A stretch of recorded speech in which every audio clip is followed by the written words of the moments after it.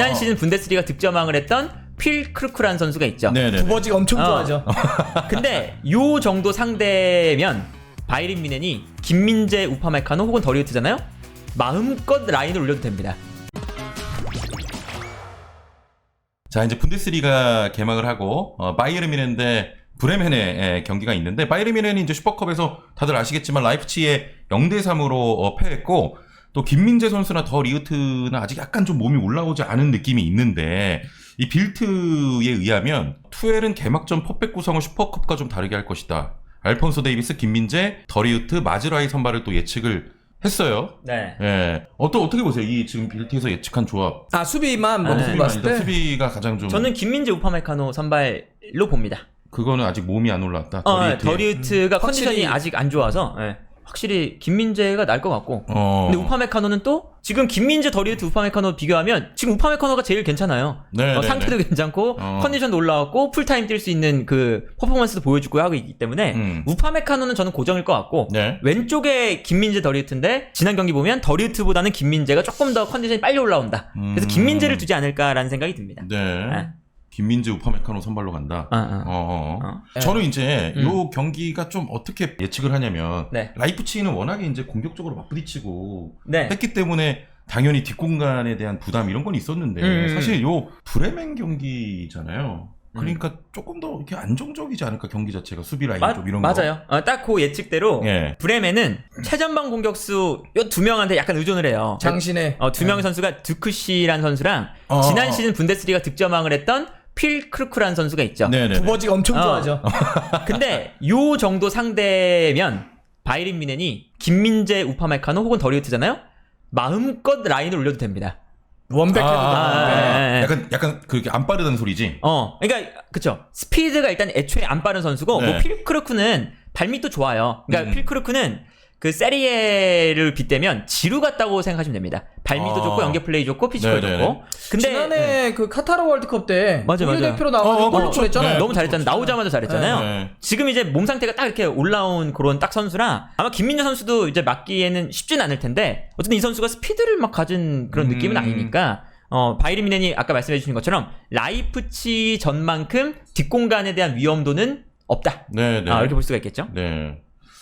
저는 이제 이 경기가 또 재밌는 게, 방금 이제 필 크루크를 말씀하셨는데, 사실 분데스리가에서 이 선수 김민재가 한번 딱 해버리면 더 이상 대적할 공격수가 없는 거 아니야? 그러니까 이제 우리가 이탈리아 무대 뛸 때 김민재 선수 봤던 재미 중에 하나가 도장 깨기 하는 거 있잖아요. 그쵸. 이번 팀의 상대 공격수는 누구야? 지루야. 뭐 예를 들면 누구야? 이렇게 한 명씩 뚝뚝 깨네, 이런 재미였는데, 이번에 지난해 은크쿠와 더불어서 공동 득점왕을 했던 선수거든요. 그다음에 나이 늦가기로 월드컵에 가긴 했지만, 정말 독일이 어려울 때, 물론 독일이 뚝 떨어지긴 했지만 어려울 때 나와서 막 골도 2골인가 막 때려놓고 그랬던 선수니까 필 크루크하고 싸우는 모습들을 보는 거. 그래서 또 장신이거든. 몸이 있는 선수고, 그러니까 이런 선수와 맞닥뜨리는 재미들 보는 것도 좋죠. 아무튼 뭐 또 지난 세리아 얘기하니까 그 생각나. 지루를 되게 힘들어했었다고 본인이 얘기했으니까. 가장 힘들었던 선수 지루. 근데 필 크루크가 잘하지만 지루만큼은 아니에요. 지루는 또 한 클래스가 높은 선수이기 때문에 아마 김민재가 저는 잘 막지 않을까 싶어요. 근데 뭐 이 선수도 잘하니까. 그리고 이제 이게 난 전체를 얘기하면 하려고 기다리고 있었는데, 예를 들면 상대가 아무래도 아마 4-4-2 같은 형태로 갖춰놓거나 아니면 뭐 3백 갖다 놓고 다 내려가지고 수비를 하거나 이럴 거야. 아마 거기도 부상자도 있고 좀 그래가지고 그렇게 이제 경기를 하려고 할 때, 그러면은 알폰소 같은 경우는 굉장히 이번 경기 더 많이 올라가죠. 그쵸. 상대가 다 내려가서 수비를 할 때 알폰소는 거의 윙처럼 가서 마치 토트넘의 손흥민이 하는 역할처럼 상대를 측면 쪽으로 끌어내기 위한 플레이를 많이 할 거예요. 그럼 사실상 이 경기는 김민재 선수가 뭐 상대 공격수를 막고 이런 것도 있겠지만 계속 노릴 수 있는 것은 베르더 브레멘 같은 경우는 그 역습 한 방 같은 경우는 그래서 이 김민재가 커버해야 될 공간이 굉장히 넓어질 거예요.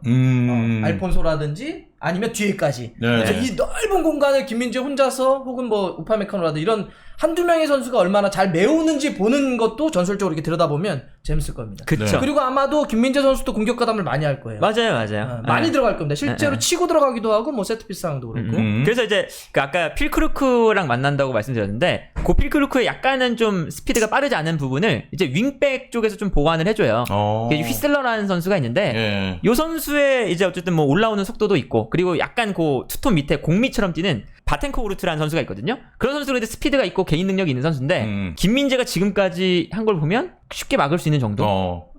바쁘긴 하겠네. 바쁘긴 한데 이렇게 그 나폴리에서 보던 그 정도 느낌이 들 거다. 네네. 그리고 이제 브레멘에 누가 있냐면 리버풀에 있었던 나비 케이타가 이적해 와 있어요. 그쵸. 여기 있는데 지금 부상으로 못 뛸 거야. 부상으로 못 뛰죠. 아마 뛰면은 반가운 얼굴일 텐데 못 뛸 겁니다. 네. 오히려 근데 저는 약간 김민재 선수가 위험할 때는 어떤 때냐? 바이에른 뮌헨이 수비 라인 내려갔을 때. 그리고 크로스가 올라왔을 때. 그때 이제 드크시랑 이제 필크루크가 박스 안의 경합 능력 되게 좋아요. 네. 이 선수들은 그리고 특히나 필크루크가 공중볼 잘 막. 공중볼도 좋고 이 선수 되게 민첩해요. 그래서 수비수를 속이는 동작 되게 잘 가져가요. 네. 그러니까 앞으로 움직이다가 수비수가 쏠리면 바로 뒤로 다시 침투해서 올라오는 크로스 득점. 이런 걸 되게 잘하는 선수거든요. 네네. 그리고 머리를 되게 잘 쓰는데 이 머리를 쓰는 게 가까운 데서도 득점을 하는데 약간 먼 지역에서도 거기서 되게 강력한 헤더로 득점을 하는 선수예요. 네. 그래서 이제 그 아마도 크로스가 올라올 때는 오히려 김민재 선수가 막기가 약간 까다로울 수도 있다.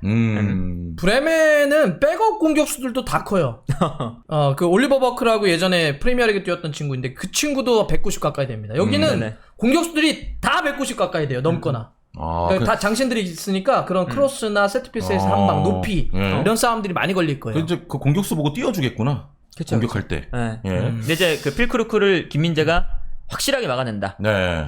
그리고 이제 뭐 요거는 조금 더 나가 보면 전술적으로는 어쨌든 지금 투엘 감독하고 키미하고 좀 사진도 있는데 내가 6번입니다. 아니야, 난 6번이 더 필요해. 뭐 이런 이제 논쟁을 하고 있잖아요. 맞아요, 그래서 맞아요. 저 라이머하고 키미가 저 미들 쪽에 지금 그려져 있는데 저 위치에서 6번 롤이 얼마큼 잘 제대로 있느냐에 따라서 전체적인 밸런스 문제도 있지만 사실 수비 라인하고 밀접하게 바로 앞에서 커버하는 데거든요. 그래서 지금 실제로 바이에른 뮌헨이 물론 이번에 상대가 세지 않기 때문에 그 6번에 대한 하중이 많이 걸리는 경기는 아니겠지만 그래도 바이에른 뮌헨이 그 위치에 무슨 문제가 있나? 이걸 한번 들여다보는 것도 재밌을 것 같아요. 네, 좋습니다. 이렇게 이제 또 투엘 감독의 힘이 관련된 이야기도 하셨고, 사실 우리에게는 이제 뭐 김민재 선수의 분데스리가 데뷔이기도 하지만 케인의 분데스리가 데뷔이기도 하기 때문에 사실 바이에른 뮌헨의 가장 아킬레스건 오래된 레반도프스키 떠난 이후에 그래서 지금 이 케인이 지난번 그 슈퍼컵은 정말 매우 급작스럽게 와가지고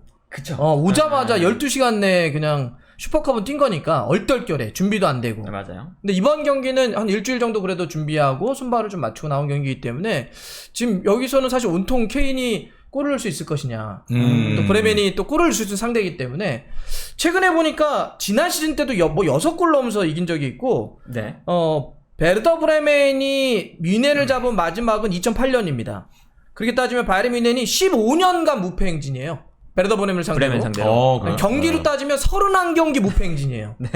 거의 압도하는 그런 상대이기 때문에 케인이 이런 팀을 상대로 해서 분데스리가 데뷔전에서 어느 정도의 활약을 할지, 어느 정도 골을 넣을지. 최근에 이제 뭐 브레멘의 친선 경기나 이런 거 보니까 좀 요즘 약간 좋진 않은 것 같더라고. 근데 약간 나는 바이에른 뮌헨도 걱정되는 게 약간 바이에른 뮌헨도 최근에 어떤 약간 뭐 안 좋은 이슈는 있죠. 공격에 대한 것도 그렇고 수비도 그렇고 아직 뭐 완전하게 뭔가 그게 완성이 됐다 이런 느낌은 좀 안 들긴 해요. 근데 브레멘이면 그래도 좀 압도하는 경기를 보여줄 수 있다는 생각이 들고. 3골 이상 가요. 아니 그 부버지 형이 그렇게 얘기하더라고. 저기 라이프치히한테 두드러기 맞고 우리한테 빰 때리는 거 아니냐고. 그럴 가능성이 있다니까. 높죠. 매우 높죠. 왜냐면 베르더 브레멘이 이거 앞서서 그 포칼 예선 라운드 치렀거든요. 빅토리아 쾰른에게 졌어요. 차이 많이 날 거예요. 제가 봐서 3골 차 이상 날 경기입니다. 분데스리가 또 홈페이지에 투엘 감독의 인터뷰가 하나 올라왔어. 김민재 뭐 합류 첫날은 어땠나? 김민재는 어떤 사람이냐? 김민재에게 어떤 걸 기대하냐? 이런 질문들이 있더라고요. 거기 이제 답을 좀 발췌해 왔는데 난 김민재 사랑한다. 김민재는 매우 침착하고 솔직하다. 그리고 인간적인 면도 얘기했지만 좀 칭찬하는 부분이 패스할 때 현란하지 않아서 좋다. 뭐 빌드업을 하는 선수들에게 원하는 패스처럼 너무 느리지도 않고 뭐 바운드도 없고 굉장히 좀 깔끔하게 온다 이런 얘기를 했고 수비에 있어서도 매우 용감하고 빠르고 협조적이다. 항상 어깨너머로 도움을 필요한 것을 찾는 선수다. 막 이렇게 막 커버하잖아. 태도가 매우 좋은데 지금까지 뭐 2명의 한국 선수 겪어봤는데 정확하게 똑같은 태도를 갖고 있다. 이게 이제 뭐 박주호 선수라든지 구자철 선수와 함께 했으니까 규율이 잡혀 있고 친근하고 겸손하고 굉장히 명확한 선수다. 이렇게 또 극찬을 했더라고요.